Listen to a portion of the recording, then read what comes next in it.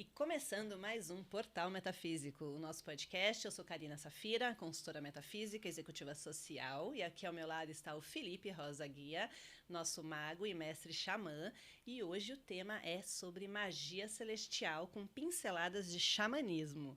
Mas olha, antes de começar, a gente ficou devendo aí para vocês informações sobre as dimensões e sobre os mestres ascensionados, então eu vou pedir para o Felipe contar um pouquinho sobre as dimensões. Vamos lá, Felipe. Bom, uma das coisas que a gente acho que deixou de falar é o que acontece, né, em cada ponto desse mundo dimensional, né? Então, basicamente, quando você é um iniciado, uma das primeiras coisas que vão acontecer é que você vai modulando a sua consciência para ela perceber novas formas, né, de dimensão do ponto de vista onde você do teu coração você consegue enxergar essas realidades.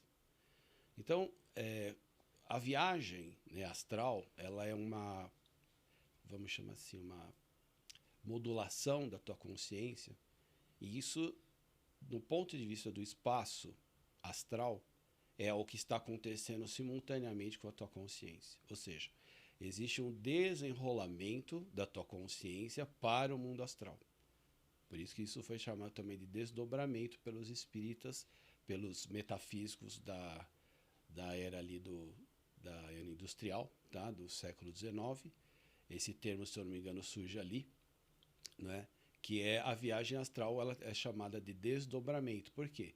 Porque realmente o que você está fazendo é entrar no espaço-tempo e criar um desdobramento da tua consciência para essa relação que é o próprio espaço-tempo, que é o próprio mundo astral. Então, o que acontece é que quando você acessa essas realidades, você vai tendo percepções diferentes. Não é a mesma realidade que vai se manifestar em todas as dimensões. Você vai subindo, né, quando você vai na direção do plano celestial, e com isso você tem uma mudança da tua percepção também. Então, o que acontece ali é que existe uma ampliação da tua percepção do teu eu multidimensional. Essa é uma palavra importante, a gente tem que falar, porque o eu ele vai se espalhando pelo espaço-tempo e ele vai percebendo outras realidades e entrando em contato com novas informações, novos níveis de consciência, que eles vão se somando àqueles que você já possui. Tá? Não é que você vai perder a habilidade de operar numa dimensão para conseguir chegar na outra. O que acontece é que essas realidades elas vão se abrindo e você vai começando a perceber que já não é da mesma maneira tão limitante quanto você percebia antes. Então, a questão toda se dá num nível para outro, onde você vai também mudando de nível de percepção. Então, a sua consciência ela vai se transformando, se iniciando também, né, de acordo com as dimensões que você acessa. E, obviamente, você tem que ter um preparo em cada uma dessas dimensões para ascender a outra, para operar na outra dimensão. Então, são escolas. A gente pode até fazer uma comparação entre as dimensões e as escolas de luz que existem no plano celestial, quando a gente está falando, então, do mundo superior. Você poderia nomear algumas dessas escolas com relação a cada dimensão? Bem, o que nós podemos entender é que existem certos mestres que operam em cada uma dessas dimensões. Então, as lições que você vai aprender em cada uma delas é que são as diferenças entre elas. Tá? Vamos pegar um exemplo. Né? A gente está falando de uma forma genérica, mas a gente não está exemplificando. Por exemplo, quando a gente está falando de uma viagem astral que tem as características de uma viagem xamânica, você vai encontrar certos mestres espirituais que eles têm uma função que diz respeito à modulação da tua mente concreta para a tua mente abstrata. Então essa é a principal lição que você vai aprender na quinta dimensão. Eu não sei se eu falei isso, mas basicamente quando você está operando com artes de cura, que elas como o reiki, como a cura prânica, como a cromoterapia, como a constelação familiar, né? O próprio espiritismo é assim, do ponto de vista do médium, né? Porque o que acontece, por exemplo, com o espiritismo, é que você tem os mestres operando na dimensão astral, que é a quinta, sexta, sétima, dependendo do nível que você opera, porém o cavalo, o médium, eles ficam na quarta dimensão. Então, o que acontece é que quando você projeta a tua consciência como um operador na quinta dimensão, você vai ter que mudar de paradigma. Tá? Então, o paradigma principal que tem que ser mudado na quinta dimensão é: eu estou na realidade ou eu estou no mundo astral? Eu estou sonhando ou estou operando? Eu estou tendo essa consciência realmente desperta lá? Então, essa é a primeira coisa que tem que mudar. E como fazer para a gente saber se realmente está operando ou se a gente está ainda vivendo na realidade? Então, essa é uma questão, a gente já andou falando um pouco sobre isso, mas, de fato, não existe uma garantia, tá, de que você vai ter certeza absoluta do que seria a tua imaginação e o que é aquilo que você está percebendo como uma viagem astral.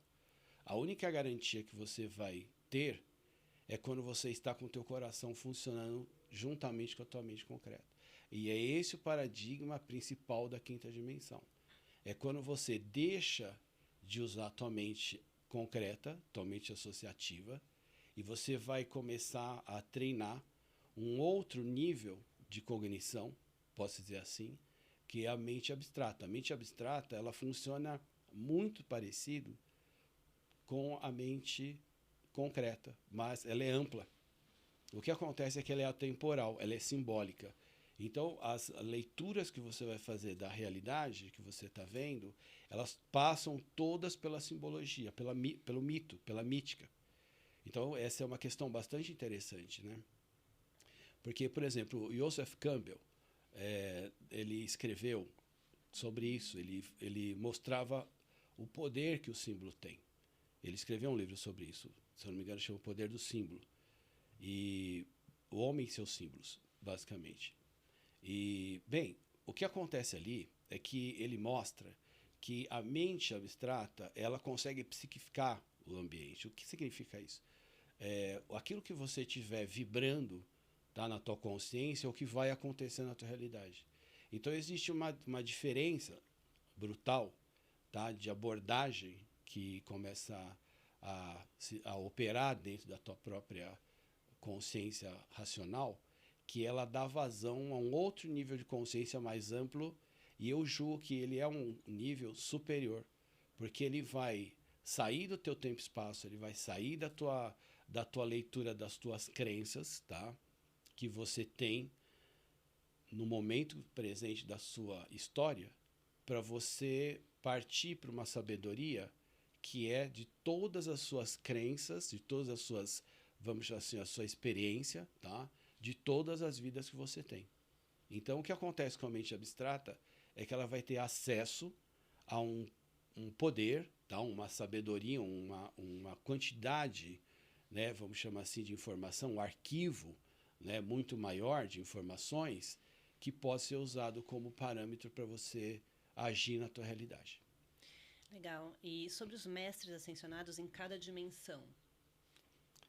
O que acontece é que quando você está na quinta dimensão, você vai conhecer o seu espírito guardião, se você é um xamã. E o que seria então esse espírito guardião? Ele é um ser que já viveu na Terra e ele caminhou com você. Ele já foi animal, por isso que é chamado de animal de poder. Ele traz ainda o código desse animal. Então, quando a gente invoca esse guardião, normalmente ele aparece como animal. Ele pode aparecer como um ser de luz, tá? Como ser com características humanas de luz. Porém, é normal que ele seja visto como animal. Por quê? Porque a função dele é ajudar você a ler o pacote de informação que vem do plano celestial de uma maneira muito única e abstrata. Ou seja, a informação que vem do plano celestial, ela não é fragmentada em forma de uma sintaxe. Ou seja, você não consegue pegar o passado, o presente e o futuro e separar. Isso significa que na jornada de Animal do Poder, para a gente descobrir o Animal de Poder, a gente está entrando na quinta dimensão e é lá que a gente vai encontrá-lo. Essa é a modulação. Você parte de uma consciência da quarta para a modulação de consciência da quinta dimensão, onde você vai encontrar o guardião, cuja função é fazer uma fragmentação daquela energia abstrata que vem com um grande pacote quântico, com certeza, de informação, porque ele está fora do tempo e espaço, ele tem características energéticas, tá, magnéticas, e ele vai fragmentar essa informação para que você leia com a tua mente concreta a partir do seu coração.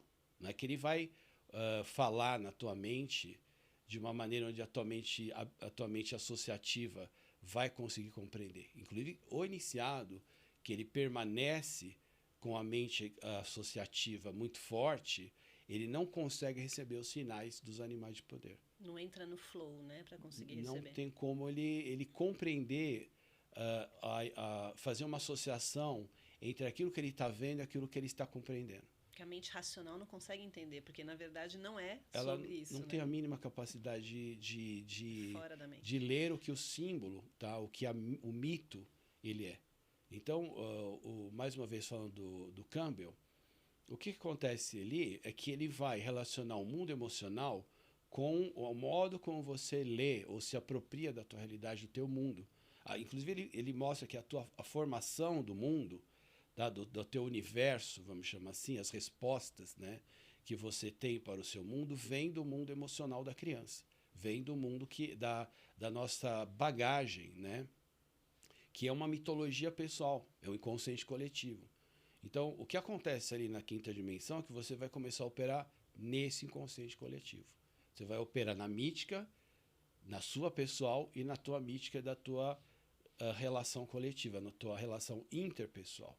Então, todo o trabalho que é feito na quinta dimensão é uma compreensão e uma operação dentro dessa mítica interpessoal e essas, vamos chamar assim, relações que ocorrem entre as pessoas, e é ali que você vai operar para transformar as coisas.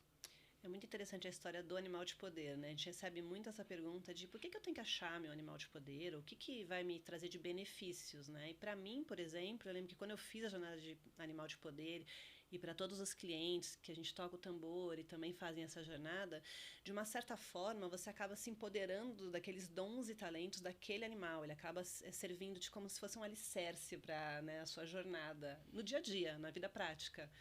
Então, eu gosto muito de recomendar que, sim, é super importante fazer, porque você vai reconhecer ali qualidades suas também, nesse animal de poder, que ele acaba trazendo, né?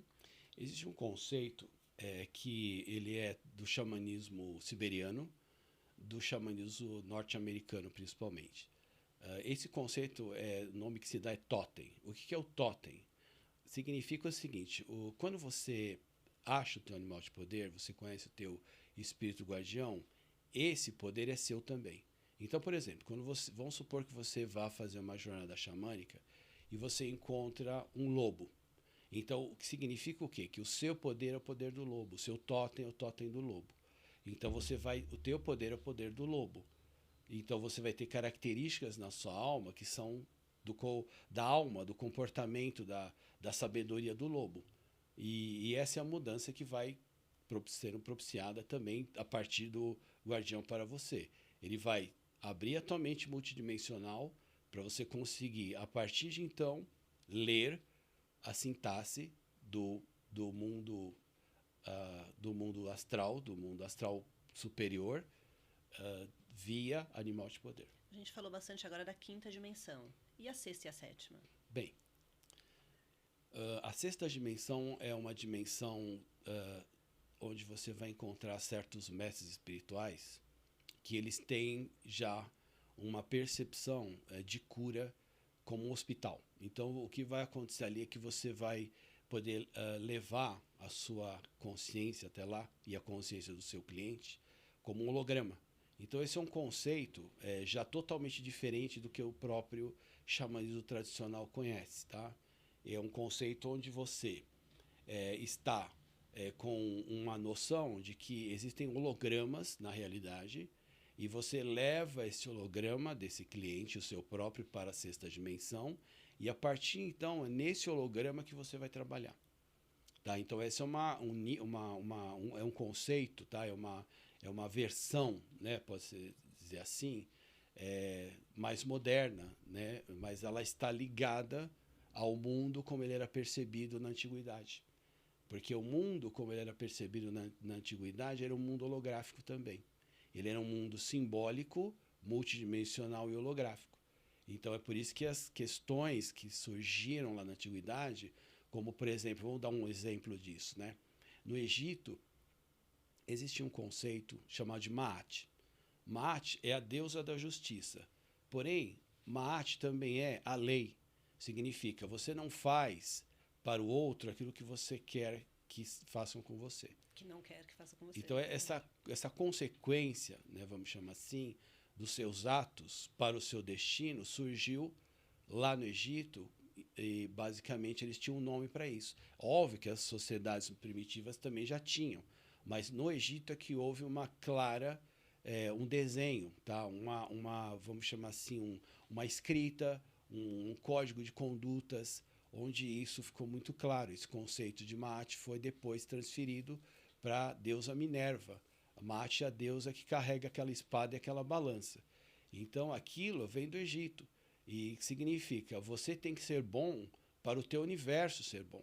Não é nenhuma questão de moral, não é nenhuma questão de ética, sabe? Porque quando a gente vai falar disso, a gente tem que entender que não é como, por exemplo, a República Romana, onde você tinha advogados, você tinha uma ética, você tinha uma lei. No Egito era muito diferente. Você tinha uma noção de que você estava fazendo magia com seus atos. Então, quando você agia de forma injusta, você estava poluindo completamente todo o teu mundo, toda a tua realidade e as relações. É por isso que o faraó era uma pessoa que ele era um beato, uma pessoa que meditava. Não é à toa que ele estava lá. Tá? Por isso que ele era respeitado. Era muito fácil cortar a cabeça do faraó. Eles só se juntariam e cortariam a cabeça do faraó. Só que eles não faziam isso porque o faraó era, simbolicamente, era alguém que estava lá para manter a lei, para manter as coisas em ordem.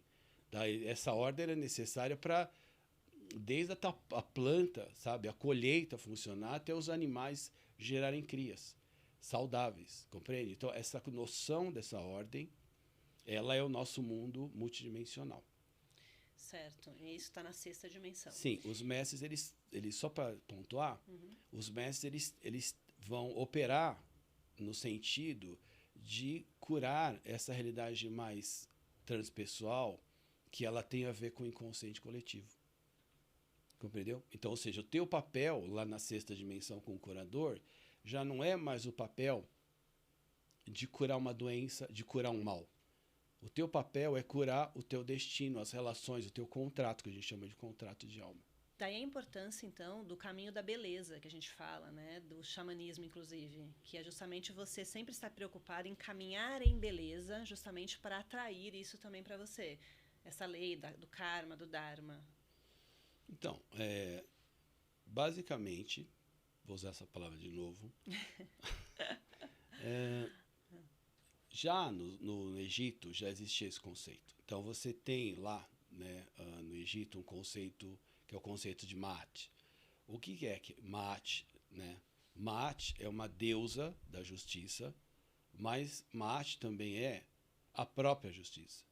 Então o que acontece é que lá no Egito eles entendiam que quando você agia de uma maneira moralmente errada, quando você era uma pessoa de mau coração, quando você praticava atos contra as pessoas que eram covardes, que eram trapaça, você estava criando para a tua realidade geral um caos. Então, eles se preocupavam muito com isso. Tá?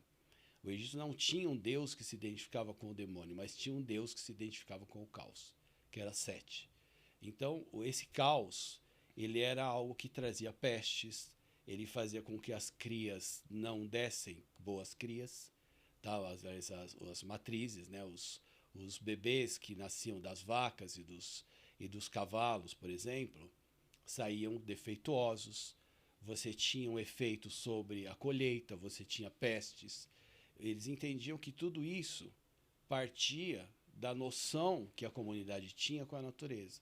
Então, eles tinham que ter uma posição positiva, né, franca, honesta, amável um com o outro, para que eles funcionassem como comunidade em relação ao ambiente que eles tinham. Isso é uma coisa que, transferindo para a nossa era moderna, você pode ver como nós estamos muito distantes disso. Nós temos o caos como a própria ordem das coisas, né? Então, os mestres ascensionados, eles são aqueles que eles vão propor uma cura que já não é no âmbito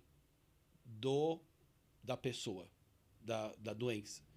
Eles vão propor uma cura no âmbito do teu contrato, das tuas relações com o destino, quem é você, nos teus arquétipos que vão controlar a sua realidade.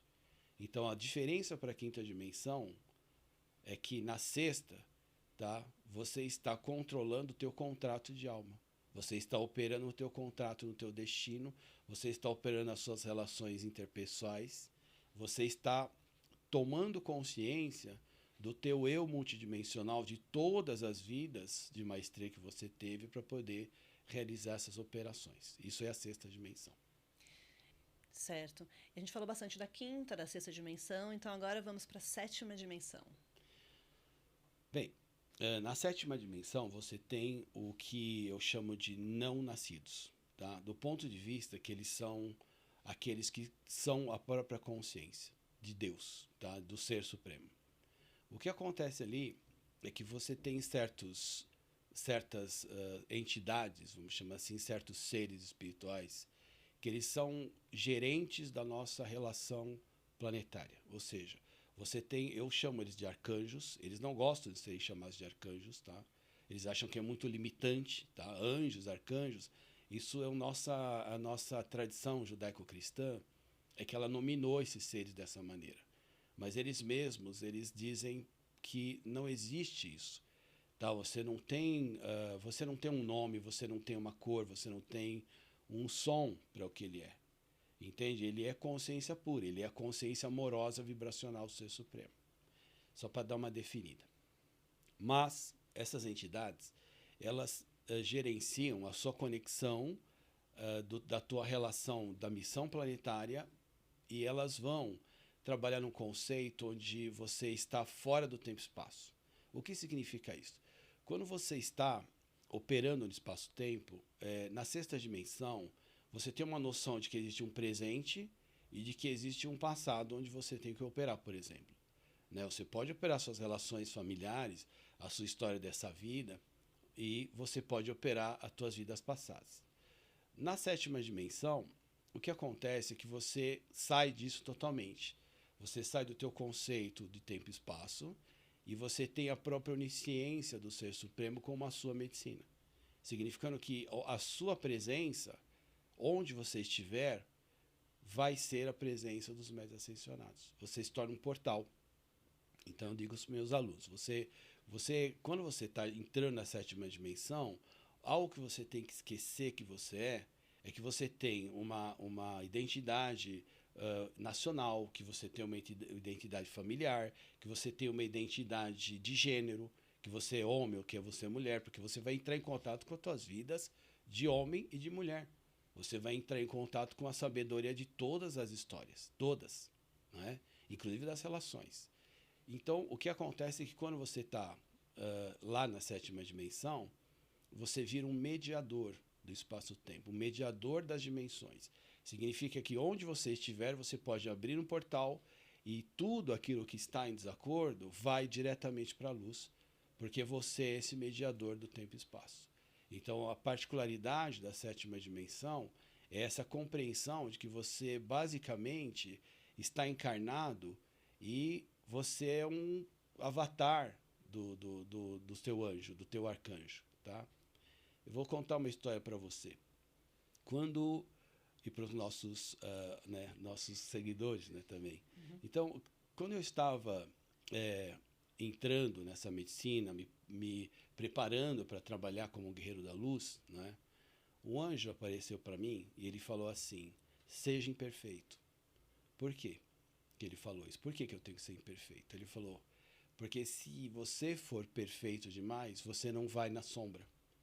E eu preciso que você vá na sombra para que eu consiga ir também. Então ele precisa que eu seja humano, que eu seja falível, que eu seja imperfeito, que eu conheça, obviamente, também as minhas sombras, e não só ser alguém que vai só usar o caos, né, como a consciência. Você não pode estar no caos. Você tem que controlar esse caos, conhecer essa sombra. Mas uma vez que você consiga fazer isso, que você consiga integrar suas sombras, automaticamente você vai virar uma ferramenta. Porque você consegue mergulhar numa zona astral, num padrão de consciência muito denso. E essa energia densa, ela pode, se você for um mediador, ser transmutada através do anjo que estiver conectado a você.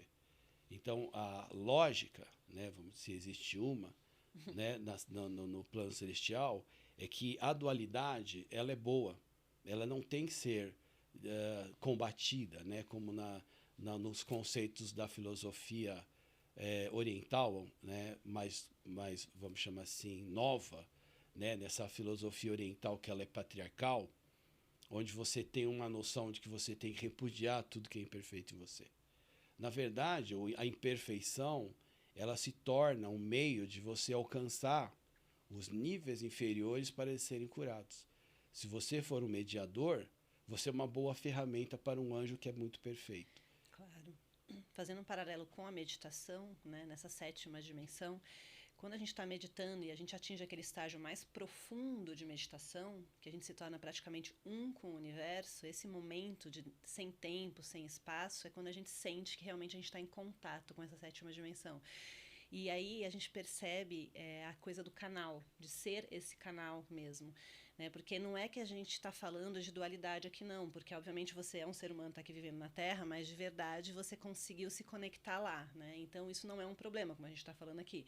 A questão é que você sabendo que você é um canal, você pode depois, por exemplo, né, e a gente aprende muito isso quando a gente aprende a doar Diksha, né, o reiki, que não é você que está fazendo essa doação, você está sendo apenas o canal para aquela doação, para aquela energia passar, né, e ser transmitida em formato de bênção. E outra coisa que você falou interessante também sobre a sombra, né, e que eu acho super importante, que é com relação quando você está começando o seu autoconhecimento, se você não olhar para a sombra, você está perdendo muito, porque é ali que você vai ter a oportunidade de se desenvolver, de melhorar, né? Inclusive de olhar para essa sombra e aceitá-la. Faz parte de mim, não tem problema nenhum. Né? Então não é uma coisa que assim, a sombra eu não quero ver, eu tenho medo, eu sei que eu tenho uma coisa negativa, sei lá, ciúmes, inveja, algum sentimento negativo, então, e eu não consigo melhorar isso, então eu sou uma pessoa má. Não, não é isso. A partir do momento que você consegue aceitar, né, você por completo, com seus dons, com suas fraquezas, você se torna muito mais inteiro. E aí você consegue caminhar muito melhor, né, nessa vida prática. Então eu gosto muito desse... A sombra, ela é parte do caminho de iniciado. Perfeito. Então, algo que nós temos que sempre pontuar é que existe uma mitologia a respeito dessa transição, tá? Entre você tomar consciência de quem você é e você tomar consciência das tuas sombras para melhorar a amplitude dessa tua identidade dentro do mundo espiritual. Então, aí que entra, né, a questão de como que você, afinal, como que você vai ter um percurso, né, que vai ser clássico, sabe? Que ele vai ser algo que todo iniciado teria que estar vivendo. Uhum. Sobre isso, né, para quem está começando a dar os primeiros passos aí no caminho mágico, né, eu gostaria que você fizesse um paralelo metafísico, né? Como que a gente pode explicar isso para as pessoas? Talvez com o tarô, com algum outro elemento? O tarô é uma boa ferramenta para a gente chegar nessa, vamos chamar assim, nessa explicação mais clara, vamos chamar assim, mais direta do que está acontecendo. Eu vou pegar aqui umas 3 cartas Boa. de tarô e eu quero explicar sobre isso, tá? Joia. Esse aqui é o tarô de White. Ele é um tarô que ele é antigo, tá? Ele foi desenvolvido por uma seita chamada Aurora Dourada. Eles são herdeiros dos teosofistas e desenvolveram, a partir dessa leitura que a Madame Blavatsky, com a teosofia, ela fez, eles desenvolveram lá na Inglaterra uma escola, né, de pesquisa, tá, espírita e também pesquisa metafísica. E desenvolveram também essa ferramenta que é uma leitura do tarô medieval, né? E aqui, por exemplo, a gente pode ver, deixa eu pegar aqui, o tarô está em ordem. Tem 3 cartas aqui que elas podem falar bastante sobre isso, tá? Que é a carta do louco, que é a carta do mago e a carta da sacerdotisa. Deixa eu segurar as outras para você. Não, pode deixar aqui, tá bom. Tá tranquilo. Tá ótimo. Então vamos lá. Então vamos falar um pouco sobre isso. Aqui é interessante. A primeira carta do tarô é a carta 0, é a carta do louco. Então, o que nós temos aqui? Nós temos o iniciado, tá? O arquétipo do próprio iniciado. O que nós podemos notar aqui? Que ele tem um despojamento total. Você vê que ele só tem uma trouxinha e ele está olhando para o céu. Ou seja, ele está com a confiança máxima dele, com a entrega máxima dele, não é? Para o plano celestial. Ou seja, é quase como se ele estivesse deixando a responsabilidade de tudo para o mundo espiritual. E aí o que acontece aqui é que ele está caindo no abismo, ele está partindo para um abismo onde ele vai cair. E tem esse cachorro aqui que vai puxar ele do abismo. Então, o que é que esse cachorro ele está simbolizando? Ele está simbolizando o mundo instintivo e também o próprio animal de poder. Ou seja, os seus guardiões do instinto, do mundo instintivo, que vão ajudar ele a não se autodestruir, morrer, né, por causa da inconsequência que ele traz como alguém que não sabe nada. Eu gosto muito dessa carta porque eu vejo uma coragem nele de ir em direção ao desconhecido. Ele está começando o caminho, ele não sabe para onde ele vai. É isso, ele tem isso. Ele é o patrimônio do iniciado. Ele tem que ter a coragem de se jogar, tá? De forma meio inconsequente, com certeza, porque ele é completamente desprovido de qualquer tipo de informação, tá? Porque o início é assim, tá? Você não tem informações, você vai ter só a tua fé, você vai ter só o teu amor, você vai ter só a tua libertação, né? Você vê que ele está com uma posição, uma posição de liberação, de deixar ser, de leveza, de leveza total, né? A carta do 0 é a carta chamada a carta do tolo, inclusive, né? The Fool é o tolo, é aquele que simplesmente está prestes a ser enganado por qualquer um, tá? Também. Então o instinto é que salva ele do abismo, né? Então essa é a primeira coisa, tá? Se você não tiver a entrega, se você não tiver fé, se você não tiver o despojamento, até essa carta vai simbolizar também o despojamento das crenças, tá? Porque vai falar assim, tira da tua cabeça o que você sabe e entra de cabeça, de coração aberto, na verdade, né? Para poder mudar o seu passado. Você tem que se despojar do passado. Você tem que despojar do que você sabe, da tua identidade, dos seus conceitos rígidos. Você tem que ser como louco, não traz nada, só traz uma trouxinha de 3 peças de roupa, um pão, uma água e sai andando, entendeu? No teu caminho que as coisas vão acontecer, confia nos mestres. Então, o poder do iniciado, do tolo, é o poder da confiança. Tá? Então, essa primeira carta, e ela vai definir uma série de situações. Eu vou explicar por quê. Vejam que é uma carta amarela. As cartas amarelas do tarô, de White, elas são cartas que elas estão falando do sol, da energia solar, do leste, do poder do entusiasmo, do poder do espírito encarnado, né? Ou seja, do poder pessoal de que a pessoa tem, do brilho, né?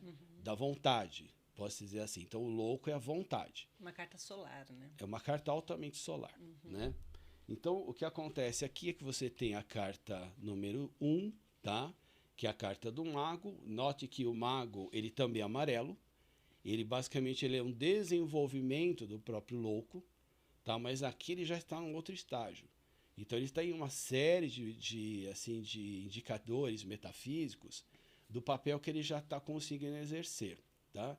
A primeira coisa é que ele está com uma mão para cima e outra para baixo, que significa eu tenho plena consciência do meu poder, que ele vem da minha presença. Tem uma cobra na cintura dele, que simboliza a Kundalini, o poder da Kundalini, ou seja, o poder de mover energia, a ligação dele com o plano celestial através do braço estendido e a ligação dele com as próprias sombras no mundo inferior através do braço que está para baixo, tá? Então tem a mesa e uma série de instrumentos metafísicos. Você tem a estrela de 5 pontas, que simboliza a Vênus, tá? Que vai simbolizar também o culto da deusa, tá? A estrela de 5 pontas remete a Ishtar, a Vênus, a Afrodite e Ísis também, né? Os integrantes da seita Aurora Dourada, eles estudavam a mitologia egípcia, então eles incluíram vários símbolos que eram da magia egípcia nesse tarô. E você tem lá uma espada, que simboliza que ele vai lutar pelos ideais dele, ele é um guerreiro da luz, e ele tem um cajado que simboliza que ele aprendeu com alguém. Ou seja, ele tem ali uma série de símbolos que são daquilo que ele já passou, tá? Tudo que ele já passou, tá? Você tem essas flores aqui embaixo. Essas flores simbolizam o reino da natureza, que ele está em contato, tá? E basicamente ele tem um símbolo, que é o símbolo do infinito ali em cima da cabeça. O que simboliza isso? Simboliza a consciência multidimensional que eu acabei de falar ali. Compreendeu? Você tem, para ser um mago, que ter acesso ao seu mundo, à sua consciência multidimensional. Se você não tiver essa consciência, você não se torna um mago. E o fato é que esta consciência ela vai depender de certas relações com o teu mundo psíquico interno, com a tua sombra, para você acessar. Você não vai acessar o teu poder se você não acessar a tua sombra também e dialogar com ela. Tá? Então isso é um fato metafísico imutável. Tá? Não existe como você ir só para o caminho da luz e ter poder. Você vai ter, com certeza, conexão, mas você não vai ser uma ferramenta para os mestres. Compreendeu? Então se diz no tarô, pouca gente sabe disso, que o poder do mago vem da sacerdotisa. Então vamos falar dela. Claro. Tá? O poder do mago é o poder do inconsciente. Então nós temos aqui a carta 2, né? Que é a carta da sacerdotisa. Muito lindo. Aqui é que você vai entender, o que é uma carta que vai sobrepujar a carta do mago, ou seja, o nível da sacerdotisa é um nível além da do mago, né? Porque cada carta no tarô simboliza como se fosse um degrau de uma escada onde você vai compreender a realidade de uma maneira mais ampla, tá? Então o que acontece aqui é que você tem a sacerdotisa, que ela está entre dois pilares, um pilar branco e um pilar escuro, preto. O pilar negro simboliza as sombras. O pilar branco simboliza a luz. E ela quem é? Ela é aquela que está mediando, ela está ali na frente do véu. Vejam que existe um véu, tá? Com as romãs atrás desenhadas. Essas romãs, elas simbolizam o útero, simboliza o poder uterino da deusa, e aqui embaixo ela tem a lua embaixo. Você vê que ela está pisando em cima da lua, e ela tem aqui nesse tarô a Torá sobre as mãos. E você vê que o capacete dela também é um capacete da deusa, né? Você vê que ela tem a coroa ali, né? Essa coroa é uma coroa egípcia. Ela é a coroa que foi usada pelas rainhas egípcias e também, posteriormente, foi adotada, né, pela mística cristã, basicamente com a mitra dos papas e tudo mais. A gente sabe que a mitra é um símbolo que vem lá, né, de uma relação, né, que você tem com o mundo oriental. Então, a sacerdotisa, ela que está na frente desse véu, ela que consegue entrar e sair com a consciência dela para o mundo racional e para o mundo abstrato. Então, é isso que um mago precisa, tá? Ele precisa da força feminina dele, ele precisa da conexão lunar dele para poder estabelecer a relação com a energia solar da presença, mas ele precisa equilibrar a sombra e a luz, senão ele não consegue exercer o poder mágico. Então essas 3 cartas, elas são as cartas mais importantes do tarô, porque elas vão falar o que está acontecendo na consciência de alguém que quer ser um mago. Compreendeu? Sensacional. E o programa está incrível, mas chegando ao fim. E, de novo, a gente terá quarto, quinto, então vocês fiquem conosco aqui, se inscrevam no canal, @Portal Metafísico, tudo junto no Instagram, portal.metafísico no YouTube, e até a próxima. Obrigada, Felipe. Obrigado.